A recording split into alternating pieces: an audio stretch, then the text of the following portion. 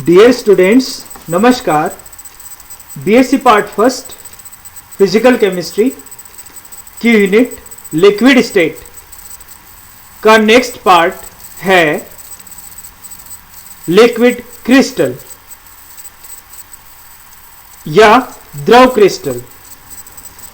इसे crystalline liquid भी कहते हैं और इसे मेसोमॉर्फिक स्टेट भी कहते हैं। मेसोमॉर्फिक स्टेट, मेसोमॉर्फिक एक ग्रीक वर्ड है जिसका मतलब होता है इंटरमीडिएट, मध्यवर्ती अवस्था। अब किसके बीच है ये मध्यवर्ती?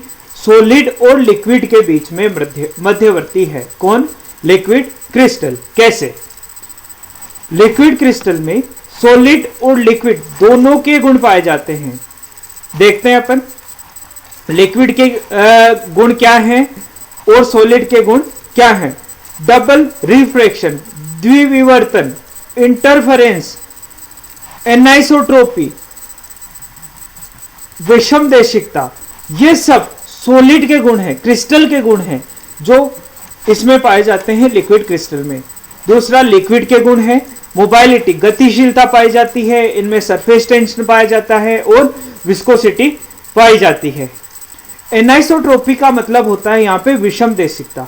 विषमदेशिकता का मतलब है कि जैसे मान लीजिए हम अपवर्तन नापे, कोई भी फिजिकल प्रॉपर्टी, जैसे अपन रिफ्लेक्शन अपवर्तन मापे, तो पर्टिकुलर किसी भी डायरेक्शन में अगर मापते हैं, अगर क्रिस्टल है तो डायरेक्शन पे डिपेंड करेगा अपवर्तन की वैल्यू, और डायरेक्शन चेंज कर देंगे तो वैल्यू चेंज हो जाएगी। इसे हम कहेंगे फिजिकल प्रॉपर्टी की वैल्यू चेंज हो जाएगी। इसे हम कहेंगे विषमदेशिकता। विषमदेशिकता मतलब दिशा पे डिपेंड करेगा, दैट इज एनाइसोट्रोपी। आइसोट्रोपी क्या होती है?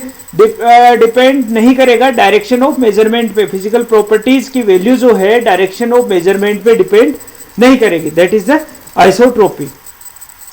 अब यहां पे अपन बात करें कि जो आपका लिक्विड क्रिस्टल है, तो नॉर्मल अगर सब्सटेंस है तो क्या होगा? सॉलिड, लिक्विड और गैस।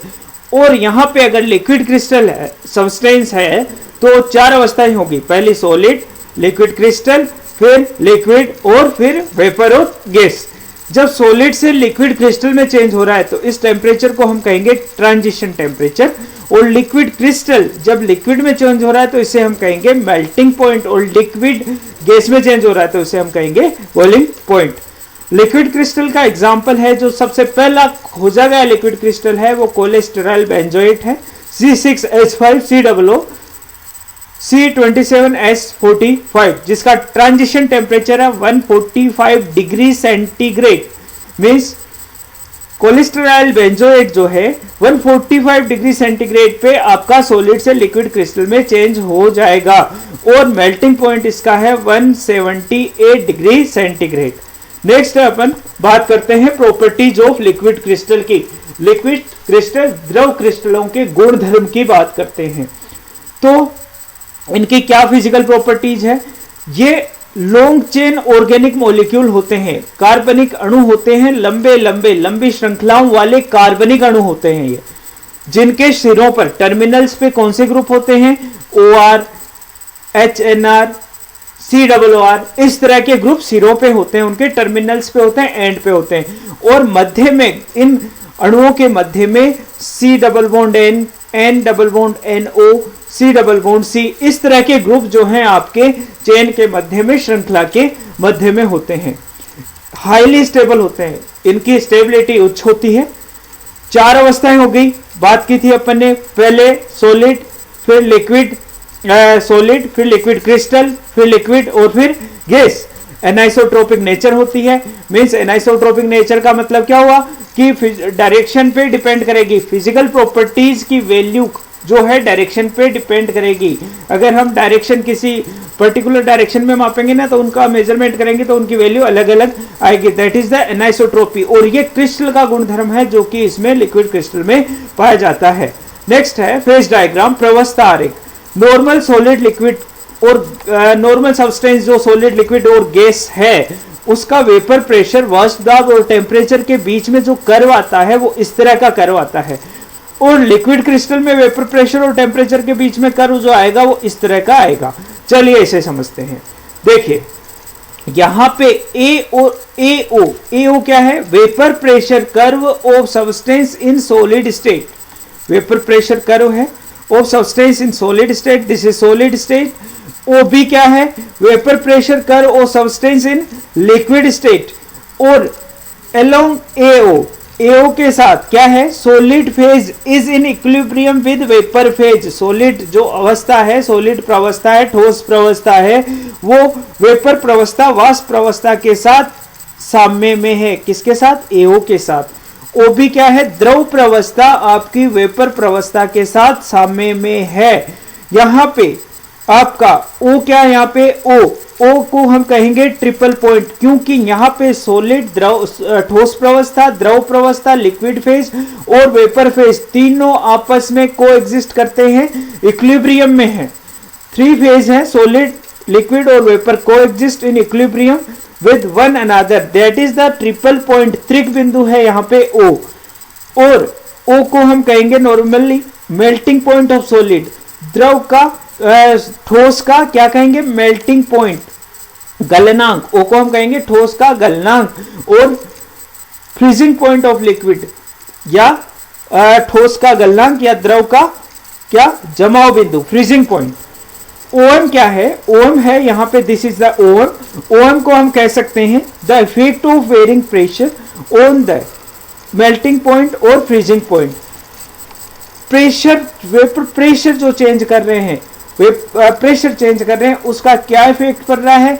मेल्टिंग पॉइंट पर और फ्रीजिंग पॉइंट पर, दैट इज द ओएम। अब यहां पे हम बात करते हैं वेपर प्रेशर एंड टेम्परेचर के बीच में कर्व की। जब पदार्थ किसमें हो? लिक्विड क्रिस्टल भी हो। 4 अवस्थाएं होगी, सॉलिड, लिक्विड क्रिस्टल, लिक्विड और vapour.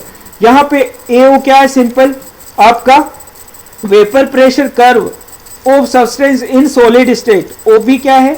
Vapour pressure curve of vapour pressure curve of substance in liquid crystal state. और ओ बी सी क्या है? यहाँ पे vapour pressure curve of substance in liquid state. यहाँ पे एओ क्या है? Solid phase is in equilibrium with vapour phase. Solid phase in equilibrium with vapour phase. O B क्या है? Liquid crystal phase is in equilibrium with vapour phase. And BC क्या है? Liquid crystal, liquid phase is in equilibrium with vapour phase. यहाँ पे 2 triple point है, ओ और B. ओ यहाँ पे क्या है? किसके बीच में है? सॉलिड, लिक्विड क्रिस्टल और वेपर फेज तीनों को एग्जिस्ट करते हैं, तो इसलिए ये ट्रिपल पॉइंट हो गया। किसके लिए? सॉलिड, लिक्विड क्रिस्टल और वेपर के लिए। बी यहाँ पे ट्रिपल पॉइंट हो गया, लिक्विड क्रिस्टल, लिक्विड और वेपर के लिए आपका ट्रिपल पॉइंट हो गया।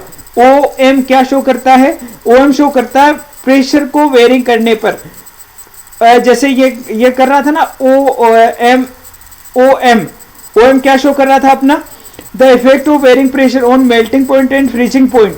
तो ऐसे ही ओ एम जो शो कर रहा है the effect of varying pressure on melting point और फ्रीजिंग पॉइंट। अब यहाँ पे मेल्टिंग पॉइंट नहीं है, यहाँ पे होगा ट्रांजिशन टेम्परेचर। जब सॉलिड लिक्विड क्रिस्टल में चेंज होता है तो उसको हम क्या कहेंगे? Transition temperature. तो effect on varying pressure on transition temperature, that is the O M. And B क्या है? Effect of varying pressure on आपका, यहां पे बोल सकते हैं अपन मेल्टिंग पॉइंट और फ्रीजिंग पॉइंट। इसके बाद अपना है